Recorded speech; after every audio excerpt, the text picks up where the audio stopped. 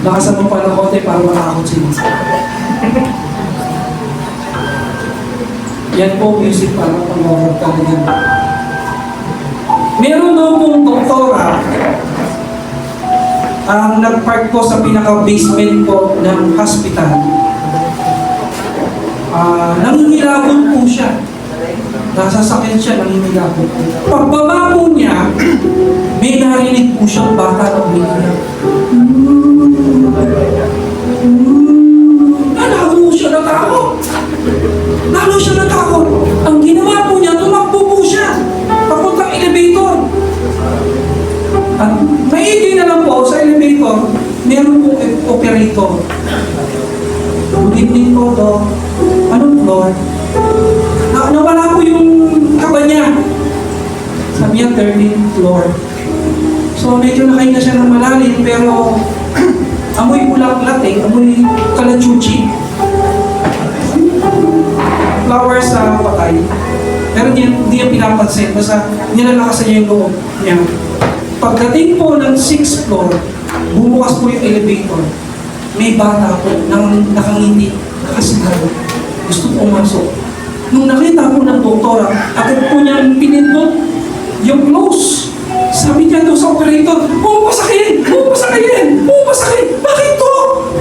Di mo ba alam? Yung batang yan, patay na yan. Ako ang attending physician niyan. Sa mga kamay ko, namatay ang batang yan. Kapit mo na! Hindi mo ba napansin na meron siyang red tag sa kanyang braso? Ako naglagay doon para palundaan yun, namatay na siya. Sabi po ng operator, Dok, ako rin po, may red tag sa braso. Ito po ba yun? Nung ng doktora yun, nagsisigaw yung doktora! Kasi patay na pala yun! Nagsisigaw siya! Sigaw siya ng sigaw sa elevator! Bigla may humawak sa kanya! At pinagsasampal siya! Ang sabi sa kanya, gising! Binabangungot ka! Pakisampal ganyan na tabi mo. Sabi mo, kumising ka!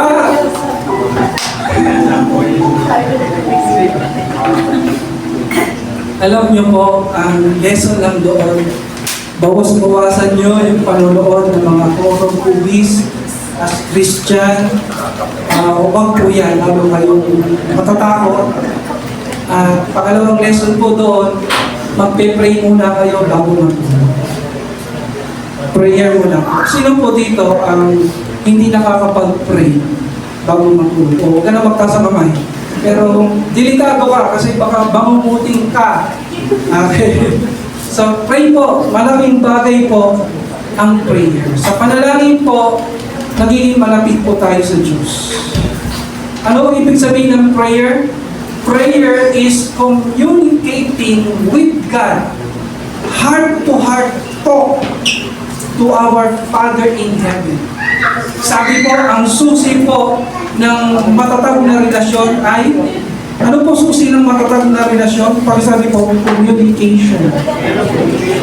Sa mag-asawa po, mahalaga po ang communication. Mahalaga po ang pag-uusap. Para maging matatag ang pagsasama. Maging po sa relasyon natin sa Diyos, mahalaga po ang panalangin. Kaya sa oras na ito, samahan niyo po ako sa isang panalangin. Tayo po natin yung pinigit saglit. O Diyos, maraming salamat sa araw nito na kami ay pinagtipon-tipon mo sa lugar nito para kami ay makapagpuri, makapag-alay ng aming mga pasasalamat sa iyo. Makapagpahinga sa iyong presensya, tanggapin ang iyong mga salita na maging gabay po namin sa pang-araw-araw. Pagpalain mo po ang iyong mga salita sa hapon ito sa pangalan ni Jesus. Amen. Palakpakan po natin ang Panginoon. Nasiyan po ba kayo sa mixing kwento ngayon? Sino yung medyo natakot? Na natatawa? Prayer Diyos. Happy Mother's Day ulit sa lahat po ng mga. Taas nga ang kamay ng mga nanay. Sayang-sayaw yung mga nanay natin. Naka-flower day. Sigurado po, magpapapicture kayo at ipopost niya sa inyong Facebook. Hallelujah. Tag niyo po ako, mga kapatid. Tag niyo po si Ate Chris. Okay? Purihin ng Diyos. At dahil po sa Mother's Day po ngayon, nais po namin magbigay ng maiksing tula. Maiksing tula po para sa mga nanay. Magbibigay po kami ng short poem sa ating po mga nanay. Isang bulaklak ng pagmamahal sa iyo, nanay, aming inaalay. Sa bawat luha, sa bawat saya, ikaw ang nagsisilbing aming kabayan. Palakpakan na muna natin ang mga kabayan. Ang iyong mga kamay na mapagmahal, nagluluto, nag-aalaga, at nagpamahal. Sa bawat hakbang, sa bawat pagbagsak, ikaw ang nagsisilbing aming sandalan. Salamat po sa mga nanay po natin. Kung wala po kayo, wala po kami sa aming kalagayan ngayon. Sa iyong mga salita na puno ng pagmamahal, natutunan namin ang halaga ng buhay. Sa iyong mga yakap at masigla ng masigla, nadarama namin ang init ng inyong pagmamahal. Kaya sa espesyal na araw na ito, aming ipinaparamdam ang aming pagmamahal at pasasalamat. Salamat, nanay, mami, mama. Salamat po sa inyo, sa inyong mga buhay. Sa lahat-lahat, mahal ka namin at kami nagpapasalamat. Ikaw ang aming tahanan, aming kanlungan, at aming pinagmulan ng lakas at inspirasyon. Kaya sa araw na ito ng mga ina, aming ipinadarama ang aming walang hanggang pagmamahal at pasasalamat sa iyo, nanay. Happy Mother's Day! Mga kastalang palakpak! Paginiwan ng paginiwan sa buhay natin.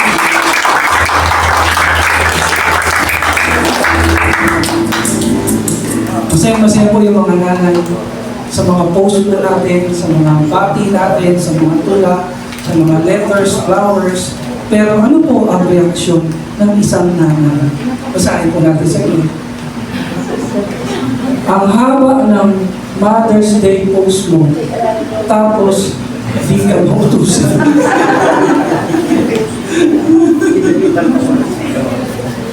Mga kapatid, okay naman niya mga pagpo-post na ganyan, yung mga point, pagbati, critics. Kung talagang mahal natin si nanay, ay sana man po ay nauutusan ko. Pwede po ba yun mga anak? Pag uwi natin sa bahay, tayo po ay nauutusan. Kahit anong utos, gagawin natin para sa ating mahal na ina. Amen! Sino po dito masipag na anak? Sino masipag na anak? Sipag. Oo, sisipag. Pagpatuloy po niyan at sana dumami pa kayo at makahawa pa kayo. Thank you sa inyong kasipagan. Alam niyo po, ang mga masipag na anak, pagpapalain niya ng Diyos. Pagpapalain po kayo ng Panginoon. Praise God.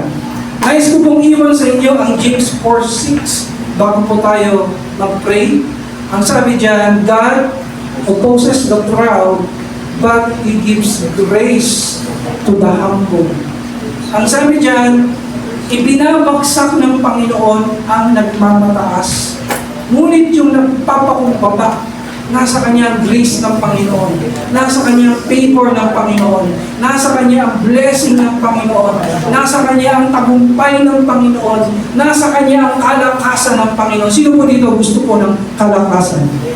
Tagumpay, biyaya, blessing, favor. Si Kuya may katabi mo, stay humble. Stay humble.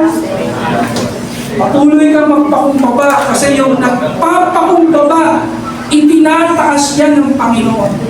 Maniwala ka kapatid. Kahit maraming tao ang umaayaw sa iyo, maraming tao ang hindi nakakaunawa sa iyo na parang ibinababa ka nila, binabaksa ka nila, tanda mo kapatid, Kapag may mapagkumbabang puso ka, itataas ka ng Diyos. Pagpapalain ka ng Diyos. Pagpakan natin si Lord. Kasi talaga,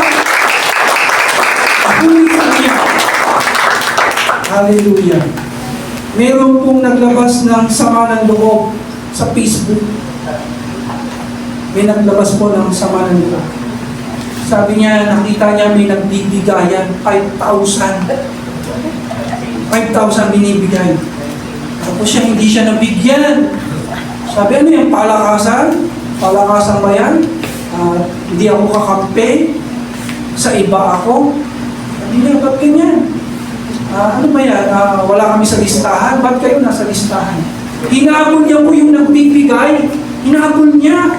Tapos ang sabi sa kanya nung nagbibigay, na paano ka? Ano nangyari sa'yo? Paluwagan to eh. Kasama ka ba? Sabi, ay sorry, paluwagan ka.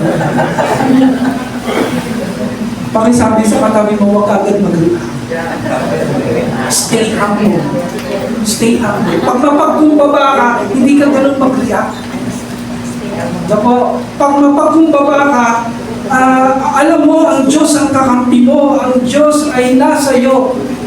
Kapag may nakikita kang injustices, mag-pray ka lang, magtiwala ka lang sa Panginoon, at dahil lumalakad ka ng may pagpapakumbaba, hindi ka pababayaan ng Diyos, pagtatagumpayin ka niya sa pangalan ni Jesus. Amen!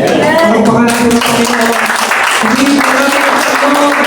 Sa pangalan natin ang Panginoon. Hawakan mo ang picture ng kami mo, pagtatagumpayin ka ng Diyos. Sabi mo sa kanya, tagumpay ka lang. Huwag ka nang malungkot. Huwag ka nang mawala ng pag-asa. Nasa iyo, Diyos. Kakampi mo ang Panginoon. Itataas ka ng Panginoon. Amen! Sa mga oras na ito, sa mga araw na ito, we need to pray for God's guidance. We need to pray. Ngayon po ay malapit na po ang eleksyon. Bukas, election day. At ano po pinakamahalagang dapat gawin ng mga anak ng Diyos? We need to pray. Let us pray for God's guidance. Ipanalangin natin ang eleksyon bukas na maging peaceful. Lalo na sa area po ng Mindanao, sa Visayas. Ipanalangin po natin na yung kapayapaan ng Panginoon. Yes, Amen. Pray for our leaders, our future leaders. Panalangin po natin. Meron na ba kayong listahan ng mga iboboto niyo for senators? Sana po, meron. Tapos pinag-pray po ninyo. Hayaan mo na i-guide ka ng Panginoon. Hayaan mo pangunahan ka ng Panginoon. Sabi nga po ng kilalang politiko, huwag daw tayo bumoto dahil sa may pangalan lang, dahil artista, sikat, o dahil sa magaling lang sumayaw, magaling kumanta. Huwag kang tumingin doon. Tingnan mo, meron ba siyang mapagkumbabang puso? May takot ba siya sa Diyos?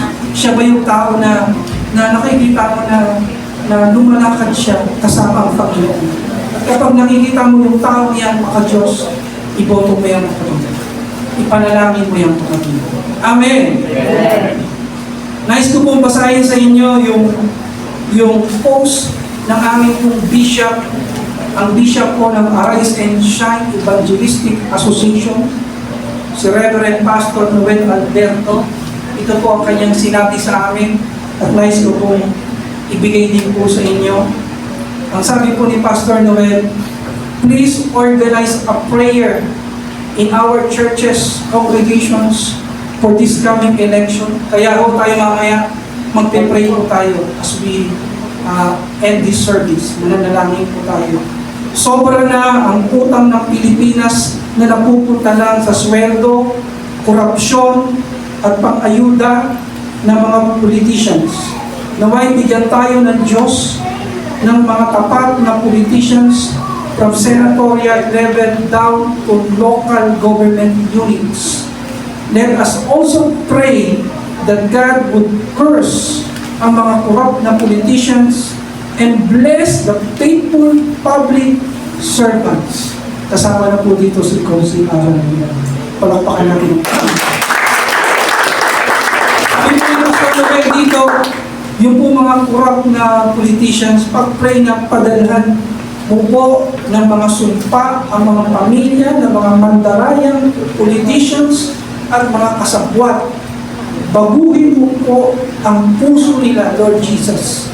Our church will pray on May 11 from 6 p.m. to 12 midnight for the outcome of this election, May 12, 2025. Lord, kahit konti lang, sabi ni Pastor Noel, Lord, kahit konti lang matira sa mga politicians, basta makapagpasimula lang ng tama, tamaan mo na po ng shadow of death. Siguro referring sa mga corrupt, wicked politicians. Tayo pong lahat ay tumayo, mga kapatid. Ipag-pray po natin itong darating po ng election. Nasa kamay mo, kapatid, nasa balota mo ang susi ng pag-unlad po ng ating pambayan. Huwag mo sayangin ang boto mo. Huwag mo itong ibenta. Huwag mo itong ipagpalit sa anumang halaga. Amen. Let the Holy Spirit be our guide. Let the Holy Spirit be our teacher. Kaya mo ilid ka ng Panginoon. At po ang banal na Spirito ang mag-guide sa atin, maglilid sa atin. Hindi po tayo pababayaan ng ating Diyos. Tayo po'y mananangin. Tayo pong lahat ay ibutang sa Diyos. Ipanalangin po natin, sama-sama po natin taas sa Panginoon ang nalalapit po na eleksyon. Bukas po, panalangin po natin